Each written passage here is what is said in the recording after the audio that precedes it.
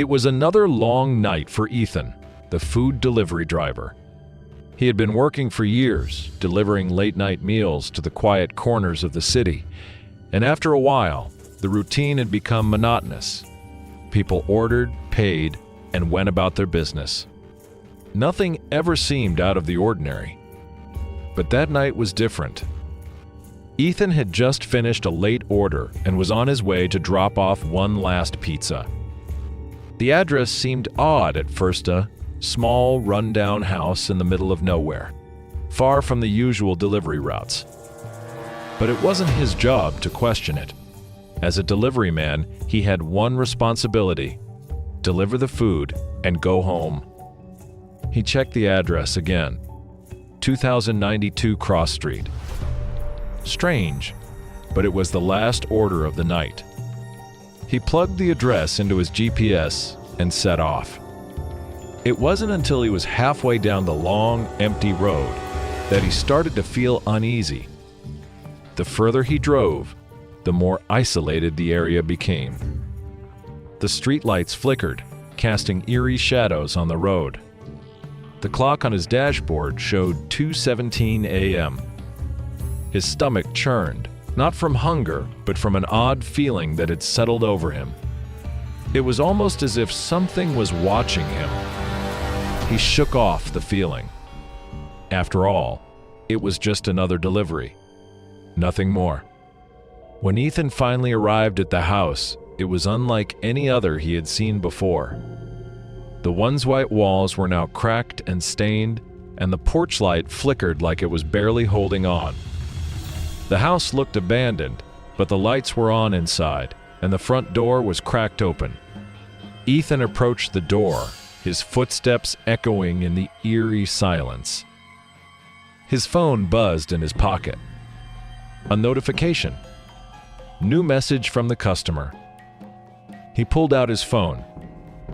The message was short. Leave the food at the door. Don't ring the bell.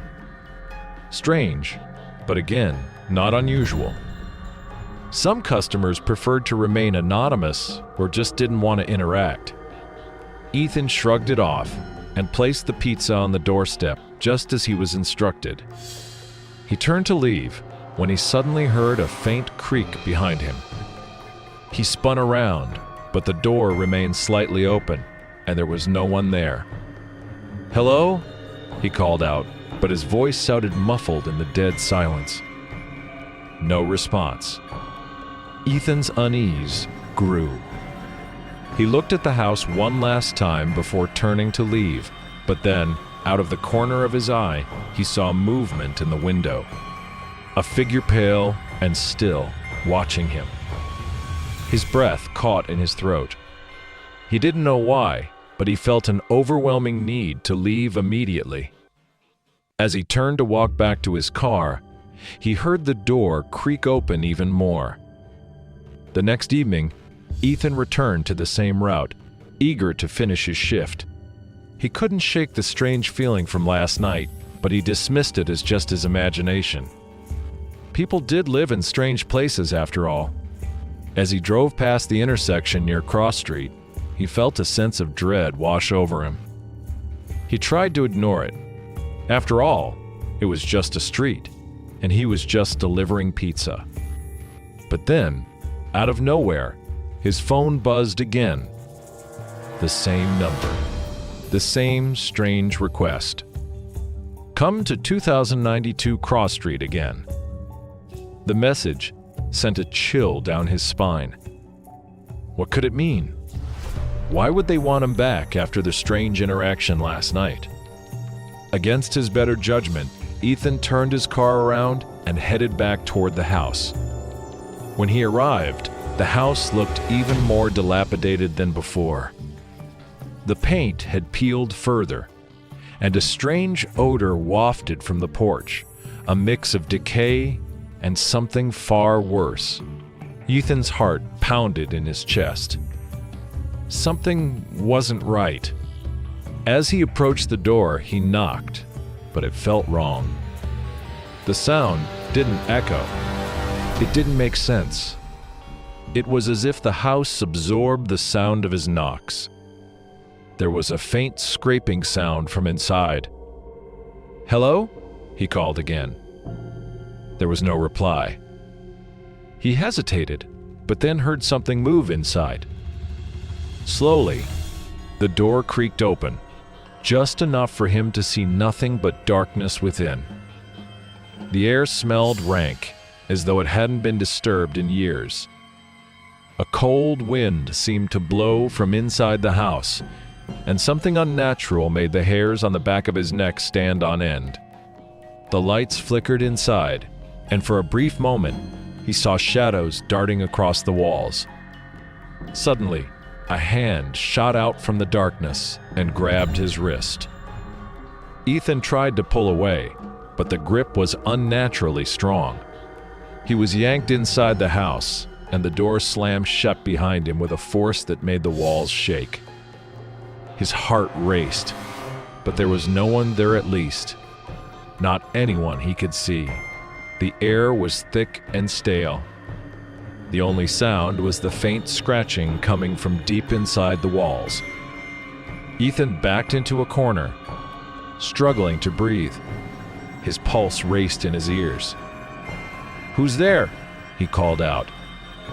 His voice trembled. From somewhere in the darkness, a voice whispered back. It was a low, guttural sound.